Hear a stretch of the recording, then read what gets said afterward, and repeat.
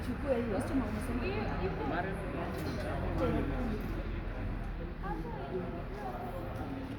Nipatie hiyo ya watoto 0 to 5 years. Nataka 10 bills. 10 bills. Na hoodie za watoto nataka 5 bills.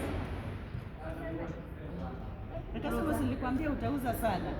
Asante. Unauzanga, si ndio? Imagine ulikuwa unaogopa. Nilikwambia the first time ukao unaona kama unaogopa, kama unaogopa. Niliwaambia mambo ya kuomba.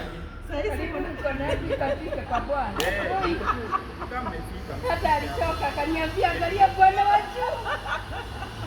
Wachana na huyu bwana wa dunia, angalia bwana nani? Wa juu. Sasa hivi angalia ndio unanao. Mama nao kunicheka plot. Imagine.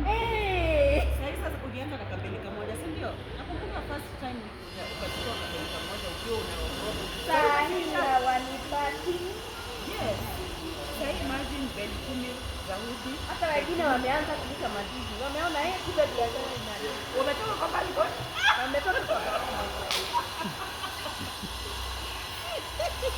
Niliwaambia.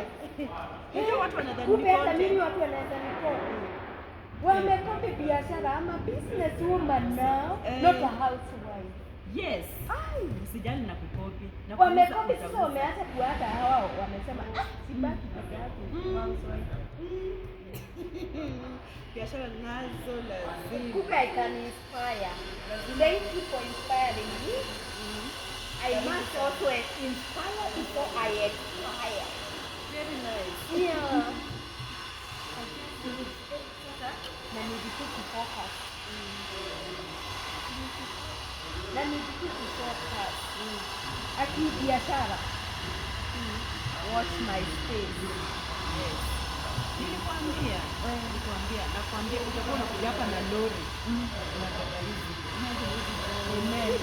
Amen. I'm moving away from the motorbike. I'm moving away from the Amen. Ukamtolee mzigo. Kindly done, mtolee mzigo, tolea customer mzigo. Usimkalishe hapa sana. Na uangalie the smartest, the brightest. Uangalie ile itakuwa vitu vizuri, smart. Customer unataka ukirudi wanatubaia chai, wakirudi wanatubaia soda.